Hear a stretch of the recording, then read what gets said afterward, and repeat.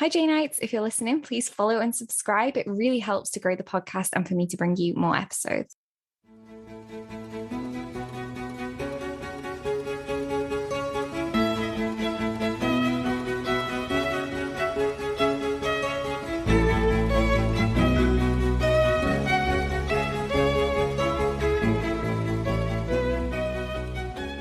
Hi, Janeites, and welcome to episode 17 of the What the Austen podcast.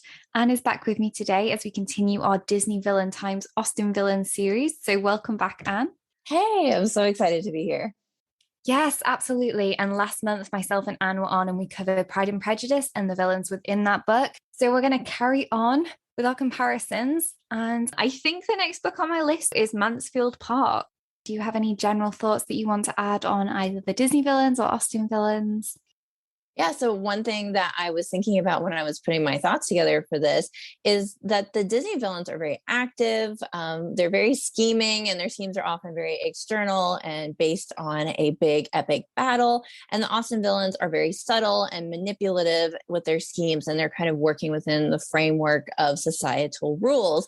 And I once listened to a lecture on Austen novels, and I want to say it was Stanford University. It was a podcast that I found, and I cannot remember the professor's name, but it was about how Austen novels are emotional kung fu, and all of the battles happen in this subtle emotional way where the consequences are a life and death, but in an emotional way or in a societal way, such that, for instance, in Sense and Sensibility, Eleanor and Marianne, if they don't marry well, they could be completely cast off and, and impoverished in society. They nearly are, in a way, where we see them begin in the cottage, but it's always kind of that life or death of like, if I don't marry well, what's going to happen to me? So I think that's and Miss Bates is a great example of that. So it's just kind of interesting comparing. It's like an internal and external kind of villainy.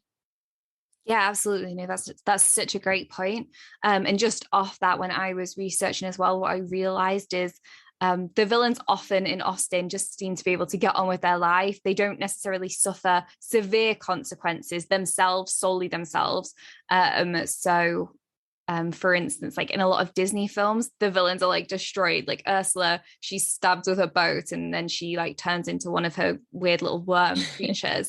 And it's quite often that they're basically whatever their plot was kind of destroys them in the end, or their kind of worst characteristics are what destroys them.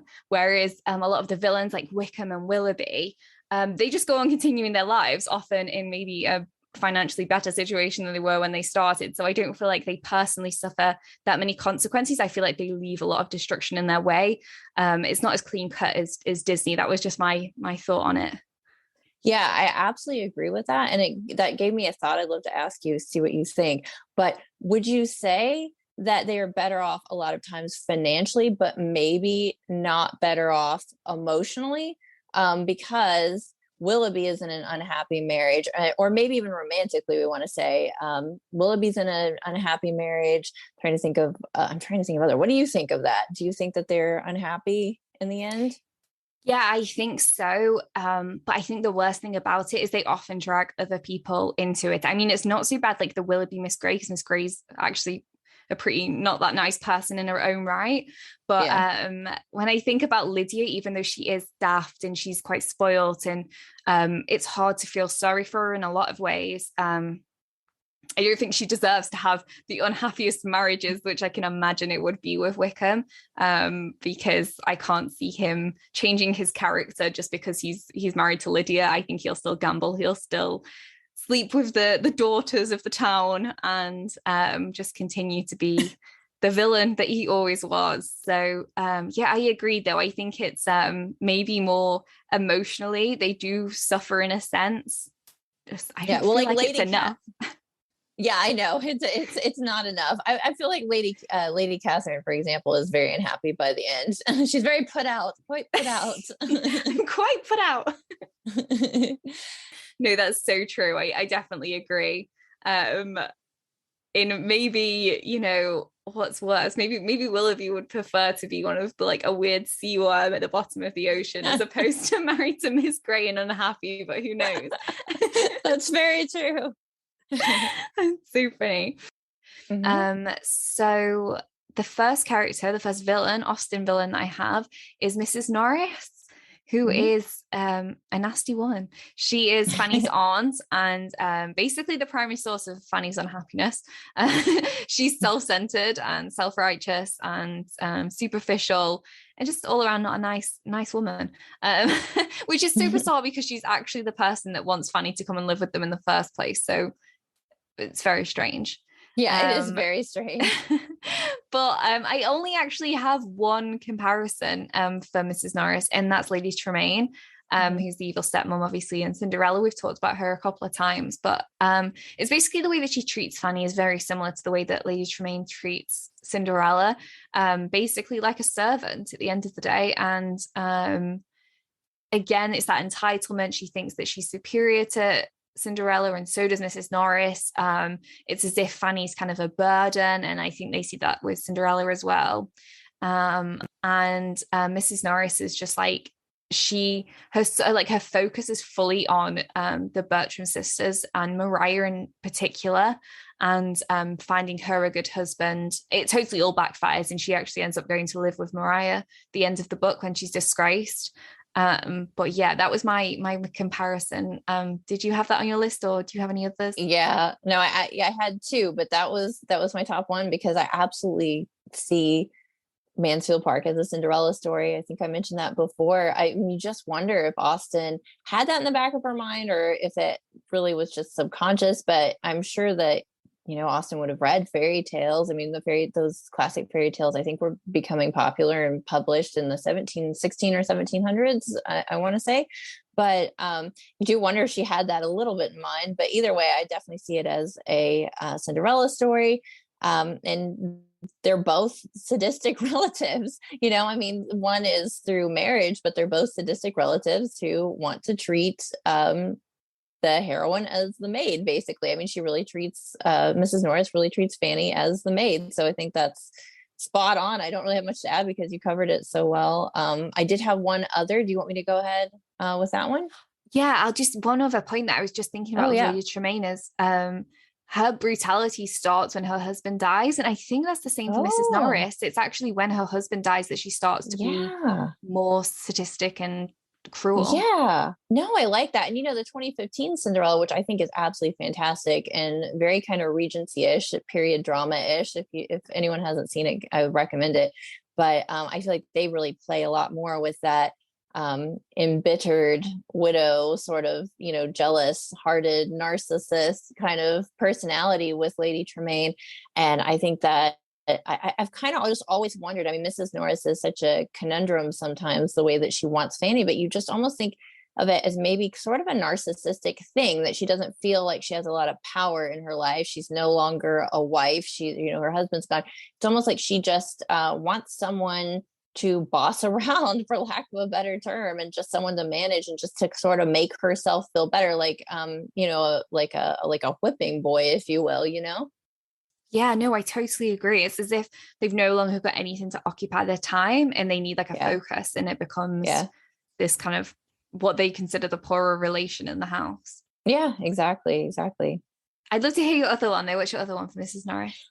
My other one is actually Aunt Sarah from Lady and the Tramp. And I feel like she's maybe a little bit more obscure. So if you haven't watched Lady and the Tramp, or you haven't watched it for a while, Lady and the Tramp is about two dogs, one named Lady and one named Tramp. One from Tramp is from the wrong side of the tracks, and Lady is sort of like the elegant, pampered Cocker Spaniel dog, and she falls for the Tramp. But part of I want to say, I think that's how she meets the Tramp, is because Aunt Sarah is so cruel to her. So Lady is very pampered by her people, her humans, and they have a baby and they go away on a trip. And so Aunt Sarah comes to take care of the baby, and she really does not like dogs.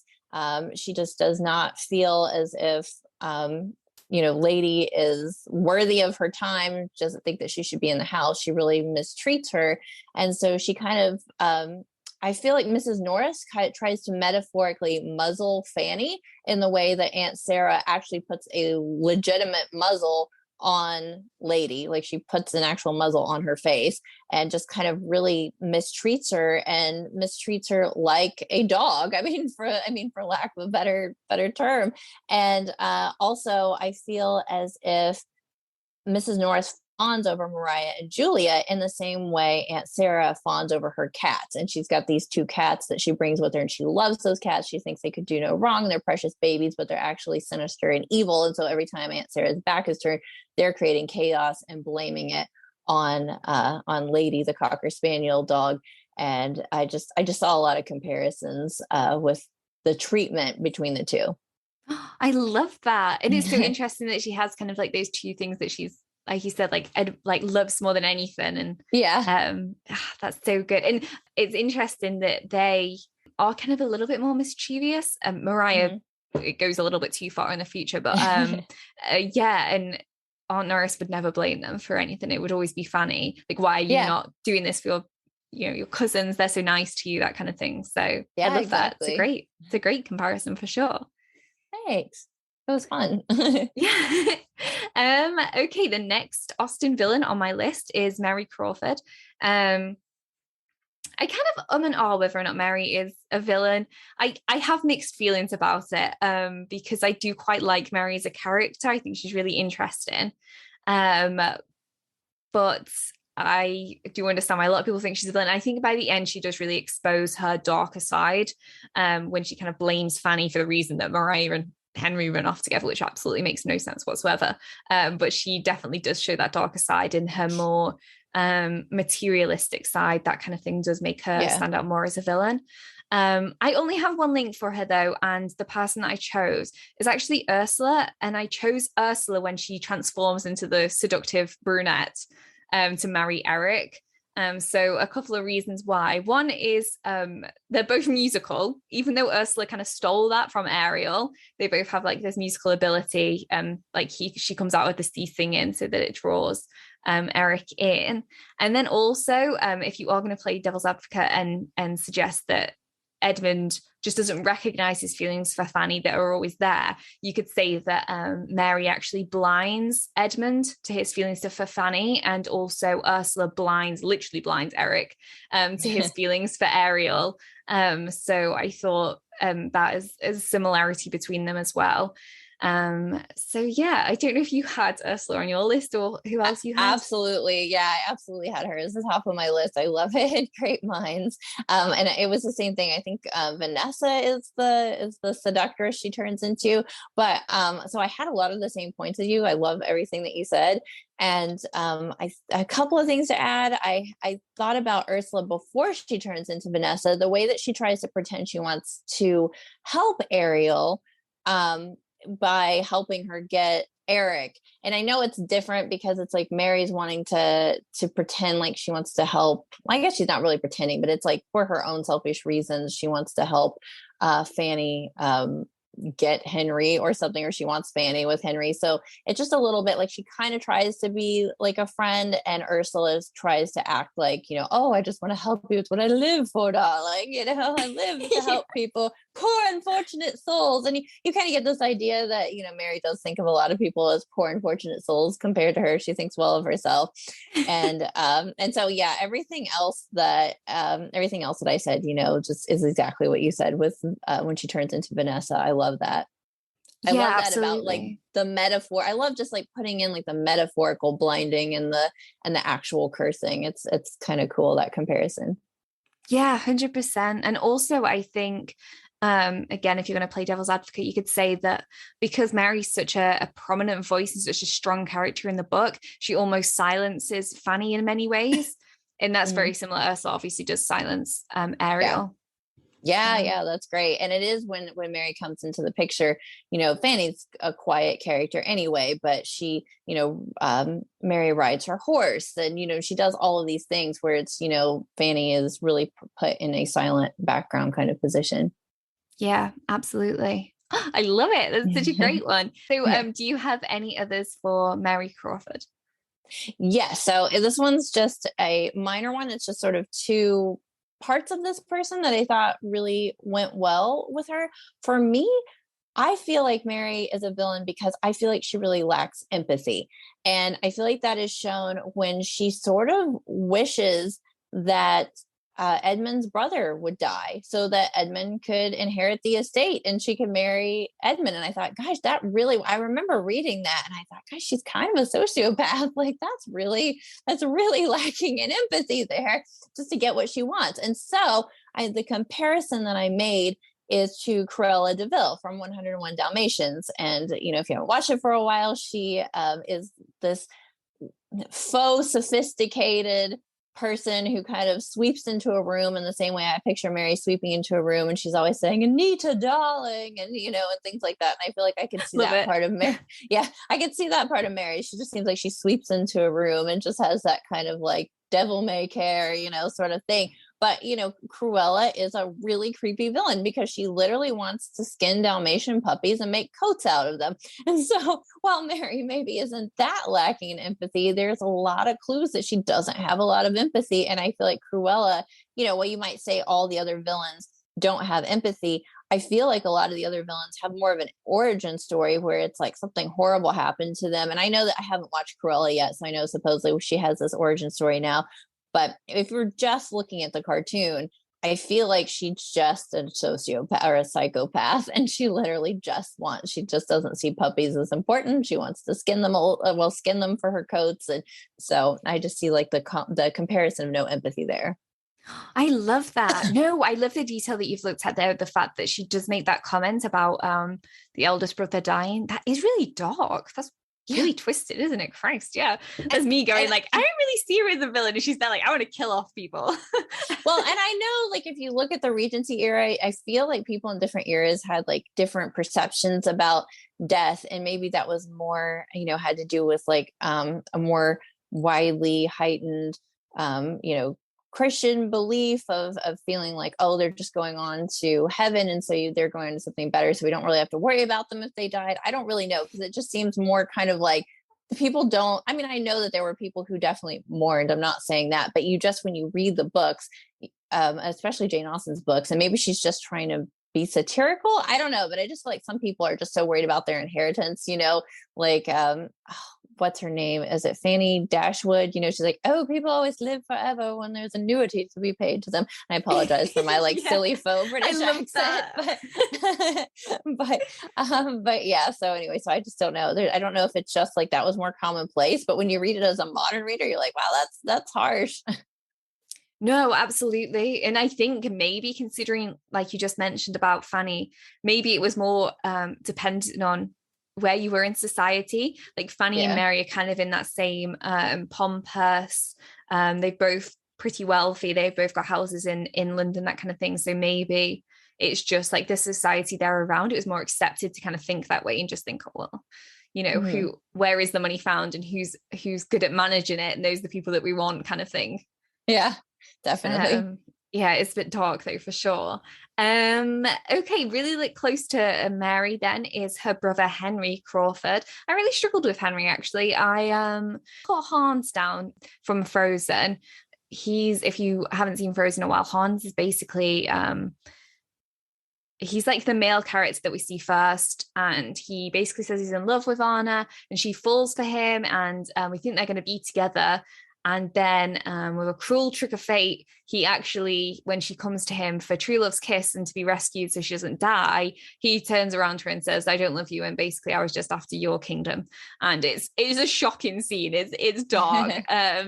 But yeah, he's on my list for Henry Crawford just because he seems able to shift his emotions between women. He could, well, not women, Hans doesn't go for any other women, but it's like shifting your emotions between what your motive, what your drive is. Like he's able to manipulate Anna only to just be like, no, that actually wasn't what I was after. And I think that's very calculated. And Henry's very good at making people feel loved and accepted and special. And then he's also very good at turning that onto somebody else and not really worrying about it. Yeah, I really like that one. I didn't pick that one for Henry. I almost did because it was very tempting for me to just put Hans for a lot of these guys because I feel like there's such a similarity. But I definitely see it with Henry Crawford. I like what you said about the ability to switch motives very quickly and switch directions and it is such a surprise. I don't know about you, but when I first watched Frozen in the theater, I gasped. Like I thought that Anna, spoiler alert, but I thought that Anna and Kristoff were going to end up together. But in my mind, I was like, oh, Hans is going to fall in love with Elsa somehow. Like he's just, he's such a nice guy. Like he's surely going to, they'll do, like, he'll just be like the nice guy that maybe falls in love with Elsa. And I was just like shocked. I was like, what are they going to do with this? And so when I read Mansfield Park, I had no idea about the plot.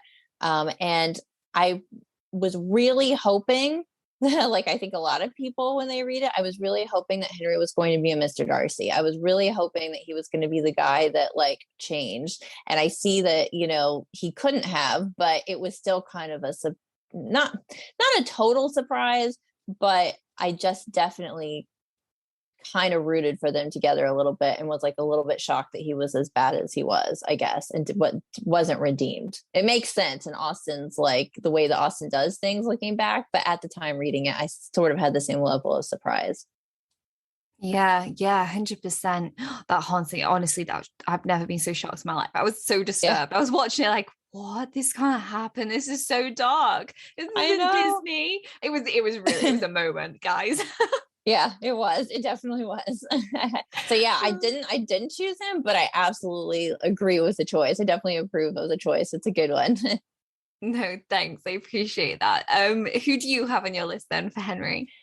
So the reason that I didn't choose Hans is because I liked this one a little bit better. And I thought, well, I'll just limit it to one since I get carried away sometimes.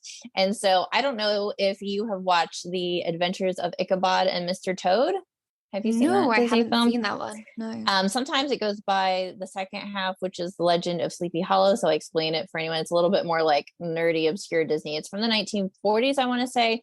It's based on The Wind in the Willows. So it's two short films put together, like two 30-minute films or two 40-minute films put together into a feature. They did it during World War II.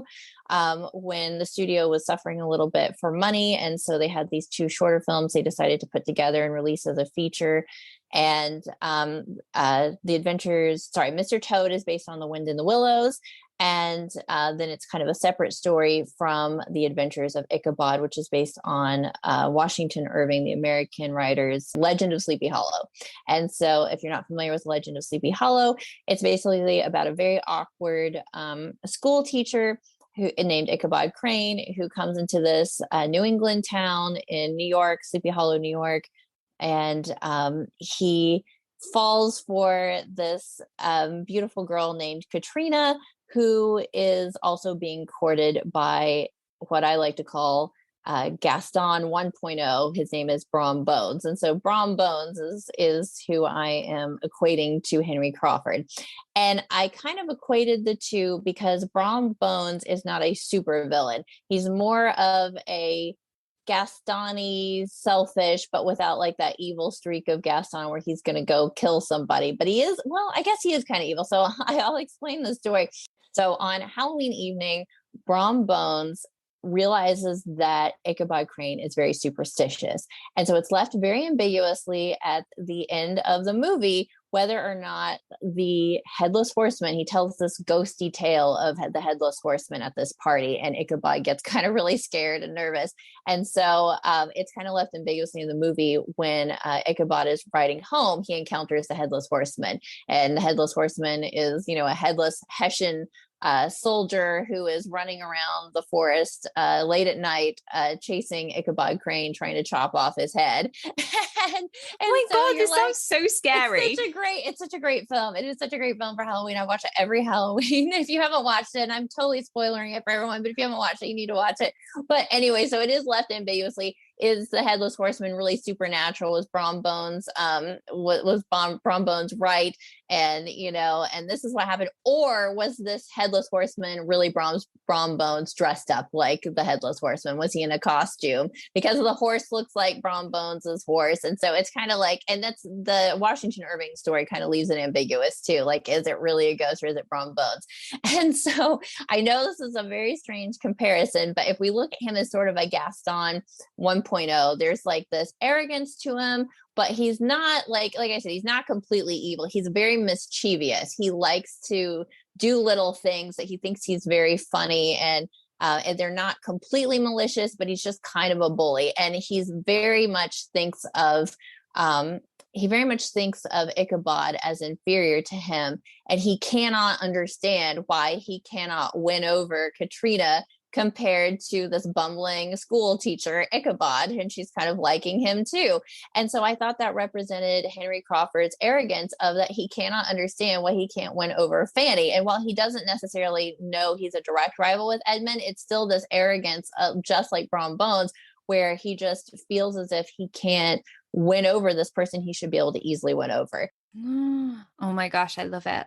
I was hoping that you might have somebody for Henry Crawford because I was really struggling with it, but I know obviously you've got like a much broader knowledge of Disney films than I have. So I was like, I feel like she'll find something from somewhere, and there you have it. You have. Oh my God, that film sounds so scary though. I'm not gonna lie. It's actually not. It's kind of funny. Bing Crosby narrates the entire thing and sings all of the songs, and so it's like this kind of cool, like you're sitting around a campfire, because Bing Crosby, there's no actual dialogue. There's just songs. And so Bing Crosby is like telling you the story and then singing songs in between. And so you're just seeing the characters play out as you're being told this story. And it's very funny. And then the scene in the woods is kind of spooky, but it is such a great Halloween film. I promise it's no more scary than Hocus Pocus, but it's a lot of fun. Oh my gosh, there we go. And he guys. looks like Gaston. Like he looks a lot like Gaston. So I really think Gaston was based on him. Oh yeah, maybe they use the same drawings. Like sometimes they do consider doing that, for sure. Like I think Madame Medusa, they were going to use Cruella de Vil. In the end, they didn't, but they kept similarities, that kind of thing. So yeah, 100%. Do you have any others for Henry Crawford you want to bring up, or? That's it. That's the only one I thought of. And like I said, Hans, I was kind of on the fence about, but you made a really great case for that. So I agree with that one. No, I love it. That's amazing.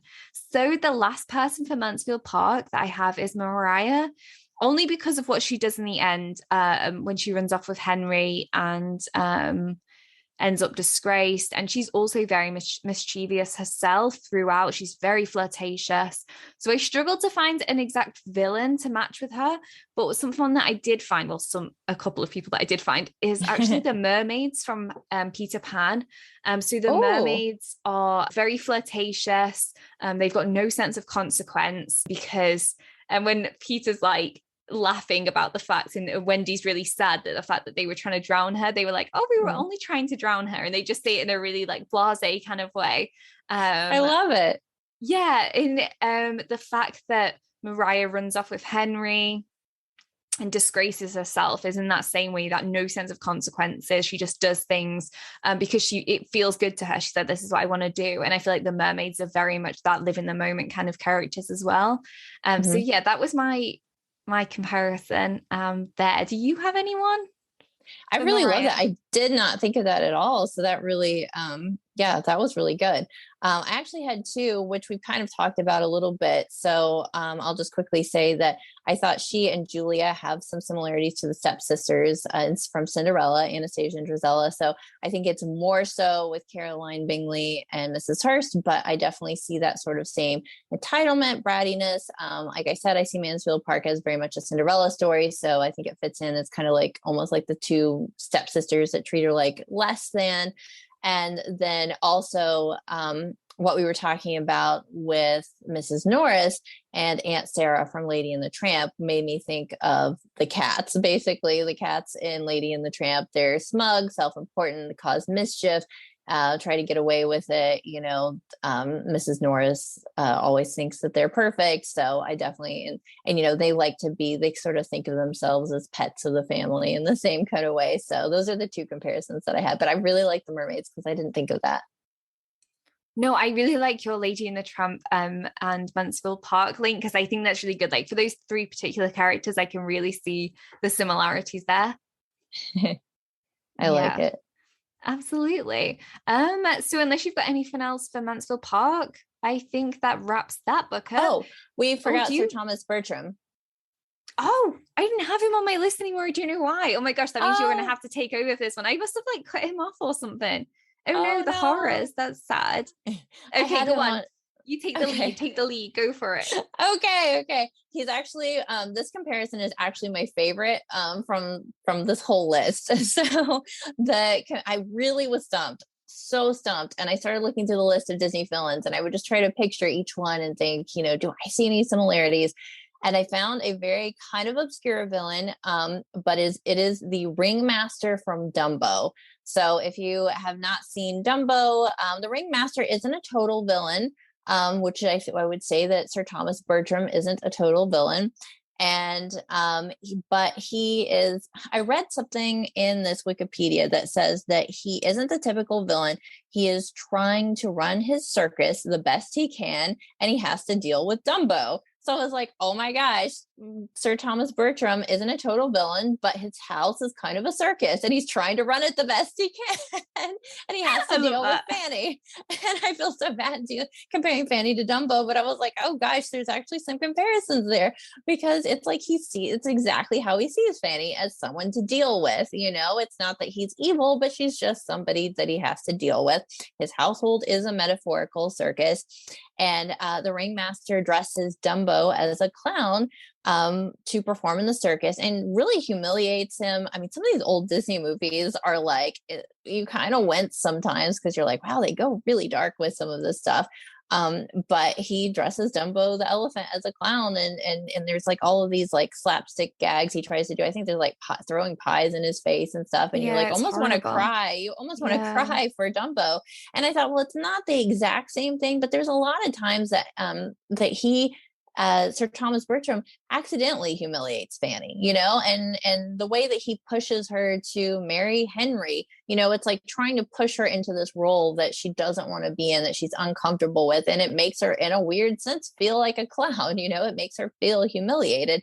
And then I also loved this comparison, because I was thinking about how Dumbo shocks the ringmaster in the end by flying, and he flies over his head. And, and that's kind of the beginning of some of Dumbo's triumph. And I was just like, oh, that's such a great metaphor, because Fanny is so underestimated, but like compared to his daughters, compared to everyone else, she ends up by staying true to herself. One of the reasons I love Fanny is that she stays true to herself, and she ends up metaphorically, soaring, flying, and, becoming the person that she always has known that she is, and being accepted by Edmund, even though we don't like Edmund that much. She sort of gets her she sort of gets her chance to soar as a person and be herself. And so I just really liked this comparison for the metaphors. No, I love that. That's amazing. Such a good one. That's great. Thank you. I've not seen Dumbo in the longest time, because it really does scare me and upset me. But yeah, I can 100% agree with that. That's amazing. Yeah, I hadn't seen Dumbo in a really long time either, so I had to watch some clips and kind of like research it. And the more I researched, I was like, this fits. It fits, yeah. I love it. That's great. Okay, so I think that wraps up Mansfield Park for us. But that was so much fun, and thank you. And we'll be back next month with another 2 installments of this series. So here's a sneak peek of the next episode. First villain from Sense and Sensibility to cover is Willoughby. But it's that same sort of manipulation that Lucy Steele uses to manipulate Eleanor into believing a false reality. Madame Medusa from The Rescuers. Oh, that's good. Think again, says Austen. Never trust an overly charming man. Yeah, very, very socially scheming. I think both of them are self-interested. So that is such a great comparison. I love it. I didn't think of that at all. Head over to my Instagram at @WhatTheAusten for all the updates, and for all of Anne's info that will be in the bio. So go ahead and check all of her content out. Her YouTube stuff is great, and also on Instagram as well. So I will see you in the next episode.